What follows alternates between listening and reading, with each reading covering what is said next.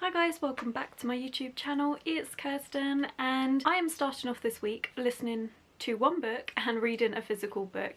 Now the book I'm listening to is Merciful by Margret Owen. I picked this book up because of recommendation by Bobbie from Bobbie's Dusty Pages, who I'll have linked below. She really recommended this book, really enjoyed it. So when I saw it on script I thought I would give this a try and I am enjoying it. However, I think I haven't helped myself because I started listening to it, then put it down to carry on with my monthly TBR, and I've now picked it back up again and I'm feeling like I should have just rewound and started again almost, because I know I'm missing things that have happened. So I think the actual audiobook itself, I've got like 3 chapters left on it and it's probably going to come out as a 3 stars. However, I do want to get the physical copy because I'm really intrigued by this world and everything that's happening, and I do want to continue with it. And I think if I read it physically I'd prefer it a lot more, just because I'll be focusing more on what's happening rather than being busy and doing loads of other things. But in this world we are following these people called crows. Now crows are a particular rank of people who are immune to this disease that's going around. So in this society everyone is classed by different birds, and the bird represents what rank and what special ability that you can do. Not all of them have the ability, only certain witches, but on a whole that's what they're known for. It's super interesting. So phoenixes are royals and they are immune to fire, and if you're a phoenix witch you have power over the fire. And then you have hawks who have healing abilities, and there's so many. It's really interesting. Now crows are unique because they don't have magic of their own, but they can use the teeth of other people, and depending on their rank will depend on how they can use those teeth. So for instance, if they use a phoenix teeth they can use the power of fire. Really interesting. Our main character ends up being dragged into a whole ton of politics, because being a crow is not an easy thing at all. Because they are immune to a disease that's going around that's highly contagious, they are the only ones that can go in, remove people with the disease and get rid of them, purify everything that's going on. Because of that there's a lot of stigma attached to them, a lot of superstition around them. So highly recommend it, but just pay attention to what's going on and don't do what I did. Physically, I am reading Empire of Storms by Sarah J Maas. This is the last book on my December TBR, and honestly I can easily get this finished up in time. This is the 5th book in the Throne of Glass series and it's amazing. It's a YA series, and honestly if you haven't heard of this series before I'll be surprised. Sarah J Maas is such a hyped author on booktube and on bookstagram that it's unreal, and this is a series I like to reread once a year because I enjoy it so much. And this is the first time I've actually taken my time with it and not binge read the whole series in one go. I've actually been reading 1 to 2 books per month, and I've enjoyed that. It's meant I've actually got some clear distinction between the books because I've read them so many times in a row, binge read them, that I kind of lost the distinction of what happens in each particular book, and now I'm remembering that and I really appreciate that. I love these stories. I think they're so interesting. We follow in our main character Selena Sadothian, who is an assassin, and in the first book she is approached to take part in this trial or competition to become the king's assassin, and the story goes from there. It starts off very simple in the first book, and then as the series progresses you get more characters, more politics, war that's happening. There's just so many things that go on, and I definitely think it's a series that really does progress well the further you read into it. So I love it. I'm really enjoying my reread of this, and that's how I'm starting this week. I do have some filming that I want to do today, and I desperately want to rearrange these shelves because I just feel they're getting so messy. I'm gonna leave these ones. This red bookcase is my author shelf, so I'll leave those alone, but this one and the other one I have on the other side of my room definitely needs changing up and sorting out because it's just messy. So I'm gonna get on with that and I'll catch up with you shortly.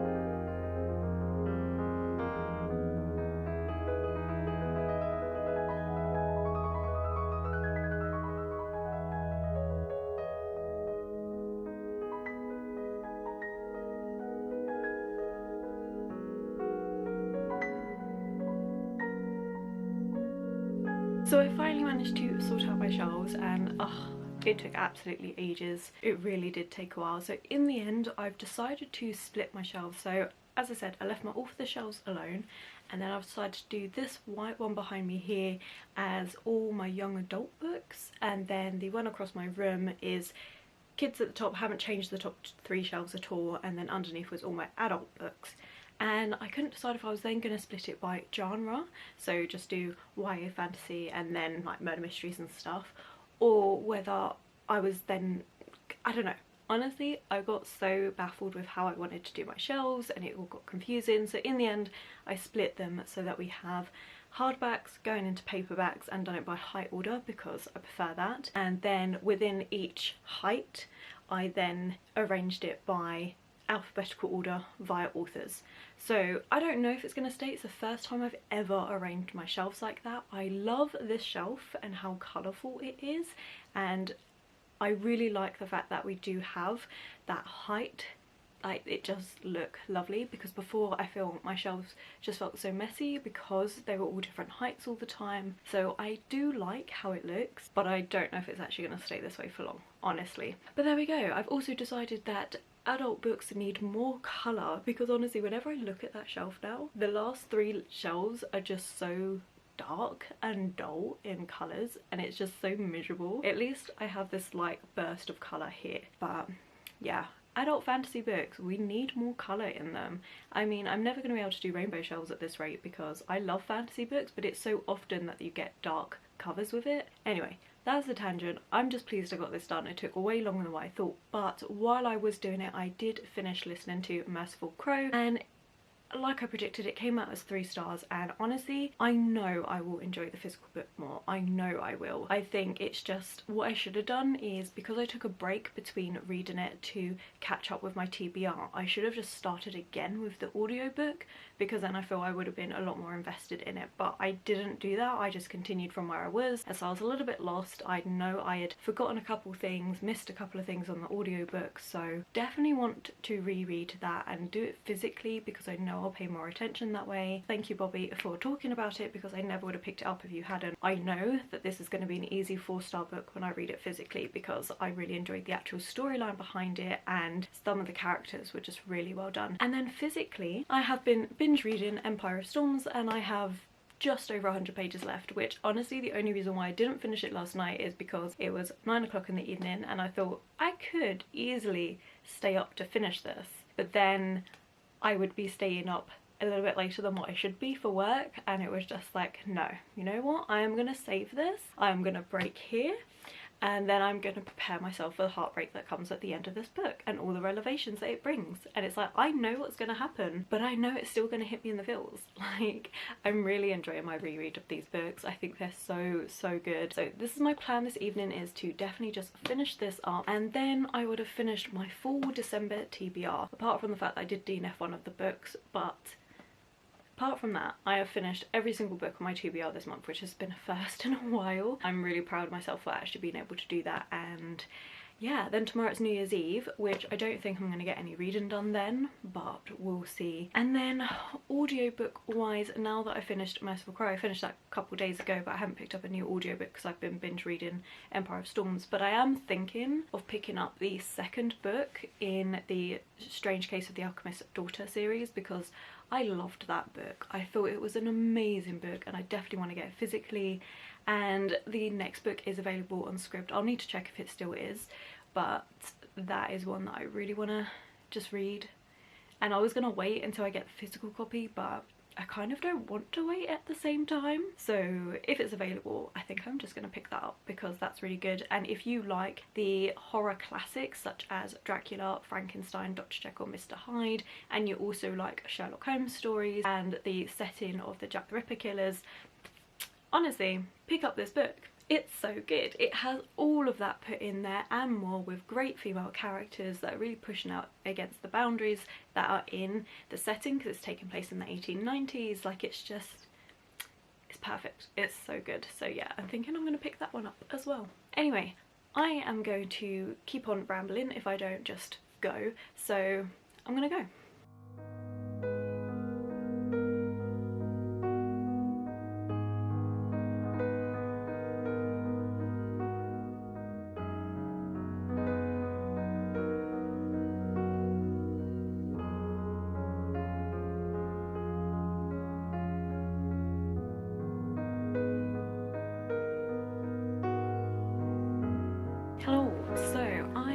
did indeed finish Empire of Storms last night, and we know it's going to be 5 stars. I absolutely loved it, and I will admit, at the ending of this book, oh my god, each time I just can't stop reading there.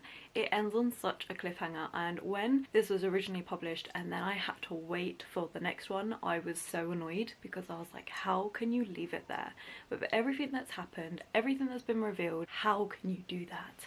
And yeah, it's still true to this day, honestly, because as soon as I finished that book, I went straight into reading Kingdom of Ash and read the first 60 pages. And from there, I'm happy to put it down for a little while because this is in my January TBR, but I don't want to be reading it straight away. I want to read it towards the end of January, but I can never just stop at the end of Empire of Storms because I need to know what happens next. And even though I've read all of them and I know what happens, it's still just this urge in me. I can never just do it. So yeah, I read the first 60 pages of this, but like I said, I will actually be continuing on with this massive chunker of a book a bit later on in the month, and I can't tell you what these books are about. I really can't, because it just gives away so many spoilers.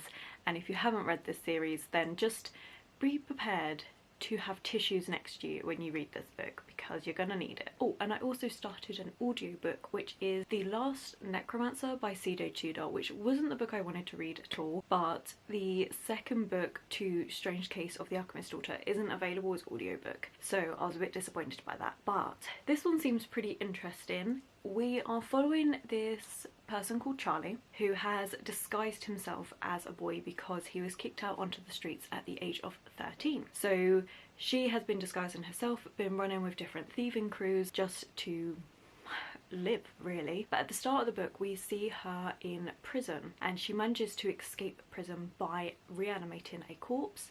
And now there are several people after her, and she does get captured by these people who she doesn't really know what they're about. I'm up to chapter 6. It's really interesting. I'm quite pleased that I'm listening to an audiobook. I like the setting because I believe, again, we're in Victorian London, and we also do have just starting to get some pieces of Frankenstein actually drawn into it. I don't think it's going to be as heavy as it is in Strange Case of the Alchemist's Daughter, where they have a society of different doctors and stuff that is coming from different horror classics. I don't think it's going to be like that at all. It's not one where I could say to you that I would definitely buy the physical copy of this book at the moment, but I am enjoying it. I'm intrigued to see where it goes, and it's the sort of audiobook that's just so easy to pick up and put down because it's quite a simple plot line, and the perspective is only from Charlie's perspective, so it makes it very easy to read. And that's it, really. I have nothing else to report because I haven't been up to too much. I hope that whatever you've been up to for New Year's, that you manage to at least enjoy it. I know it's a bit difficult at the minute with all the different restrictions going in place, but I hope you've had a good New Year's, because obviously it will have passed by the time this comes out. And yeah, I need to go work, so I need to stop talking, really.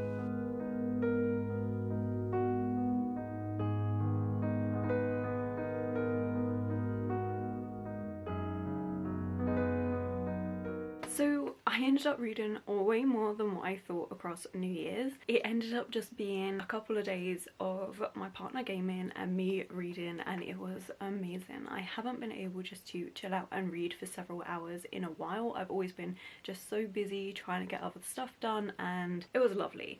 But I am now almost over halfway through this book and I'm enjoying it. It's really good, and like I've said before, I can't really talk too much about it because of spoilers, but one thing I can say for sure is Aiden is an arse. Like, he's such an arse. I remember when I was first reading this series way back when, and we first meet Aiden in Heir of Fire, and I liked it. He was okay.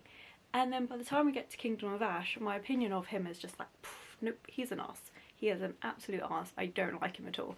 And yeah, that stays true because it doesn't matter how many times I reread this series, my assessment of him does not change. But that's it. That's all I can say. I can't even say why he is an arse because, again, spoilers. But yeah, so I ended up reading way more of this than what I thought. I originally thought I was actually just going to put this book down and not continue with it. But because I figured I wouldn't be reading too much, I thought, you know what, it won't hurt if I just carry on reading a little bit of this across the couple of days. And yeah, as I said, ended up reading way more. So I figured for the rest of this weekend I may as well just carry on, see if I can get this done, because this is the biggest book on my January TBR. So once that's done out the way, I'm going to have quite a nice easy TBR to get through. I have also still been listening to The Last Necromancer, and I'm glad I'm just listening to it. Honestly, I don't think it's a book I will bother to get physically. It's entertaining enough for me to listen to, but there are some points in this book where I'm just like, really? It's a bit cringy, mainly between Charlie and Fitzroy, who is her captor, and I'm just a bit like, oh, for God's sake.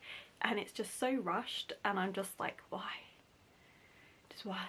But it is an entertaining book to listen to on my way to and from work, or when I'm busy doing other things, and it's one of those books that, because it's such a simple plot line, you can easily just carry on with it even if you've missed a couple of bits. So it's a very easy one to listen to, but yeah, I won't be getting this one physically. So that's what I've been reading and what I've been up to. I hope you all had a lovely New Year's. Do let me know what you got up to. And of course it wouldn't be the New Year's without a few resolutions. So I wanted to say them here because I want to keep myself accountable to them. So I'm just going to be talking about my bookish related ones. You would have seen 2 of these if you have seen my reading journal setup video. And that is to read 120 books by the end of 2021. So it worked out that in 2020, I was averaging about 11 books a month. Considering I only started getting back into reading halfway through April, I wasn't expecting to read the amount that I have, and I think 120 is then quite a good amount that I should be able to get to, and it still gives me a bit of wiggle room if I'm having a month where I just don't feel like reading as much, or if I've got some really chunky books on my TBR. So I'm thinking that's pretty manageable for me because I have a lot of spare time. Within that 120 books, I have certain genres I want to try and read more of. I did the same in 2020. One of the genres that I'm no longer going to try and read that I did have in 2020 was contemporary. I just found these were too hit and miss for me. I ended up having the most DNFs with contemporaries, and I will pick them up occasionally, but it's not going to be one that I'm avidly looking for. I will probably just pick up ones that have been recommended and I'll see if I like them. So I'm swapping out contemporary for classics because I really do want to read more classics, so it'd be really nice to try and read at least one classic per month. Manga and graphic novel will be staying for 2021 because I really enjoyed reading manga and graphic novels. It's been so much fun. Maybe when I start getting more I will split these and do just graphic novels and then just manga, but for now I don't have enough of either to be able to do that. But it's just so much fun and it's nice to have a light read occasionally. And then the third one, I'm not sure 100% what I want to do. Last year it was horror and mysteries, but the problem is I don't have loads of horror books, I don't have loads of mystery books, I don't have loads of thriller books. I just kind of have this mix of all of them, and I know I'm the sort of person that if I read a thriller book I also won't read a mystery book. So I kind of do want to carry on reading them, but at the same time I know I won't mix it up. I don't know what to do. So Christina from Christina Campbell Reads, she reads a lot of thriller books, and whenever she likes one in particular I tend to also pick it up because I know that I'll probably enjoy that. So I'm thinking of doing thrillers, but I also want to read some more YA murder mysteries because I really enjoyed A Good Girl's Guide to Murder. So I don't know what I want to do because I know if I put thrillers down I won't read mysteries because it's like too similar to me. I don't mind having one book from that genre, but 2 probably not. So yeah, I don't know. I can't quite decide. Or is there any genres that you guys think I would like that I don't actually dabble in, because I'm mainly just fantasy. So yeah, I haven't quite decided on that third one. That was a massive ramble, I apologise, but my extra goals that I have is for booktube. Here on booktube I want to continue uploading a minimum of twice a week, so I upload every Thursday and Sunday, and I'm also going to be uploading twice a month on Tuesdays for journaling videos, so for my reading journal and my bullet journal.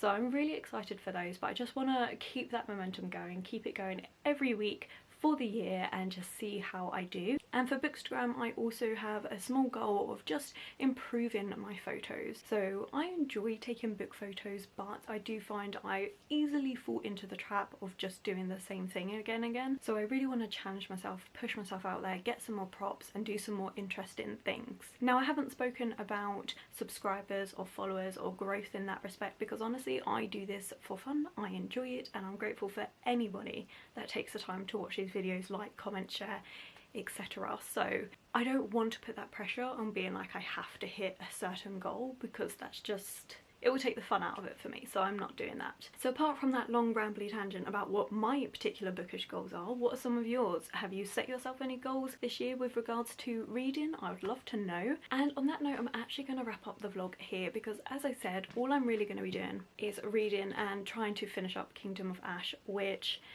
I can't talk about because of spoilers. And we already know it's going to be 5 stars because this is a reread for me, so I figured rather than just dragging this vlog out for an extra day with me just reading that book, I would just wrap it up instead. And next week I'm super excited because we have a week-long readathon, which is Winterween, which is being hosted by Olivia from Olivia Reads a Latte. I'll get into all of those books and all those prompts at the start of next week's vlog, but I'm super excited for that one. But as usual, if you have enjoyed this video, don't forget to give it a thumbs up and subscribe. All my social media links to my Instagram and Goodreads will be linked below, and I will catch you in the next one.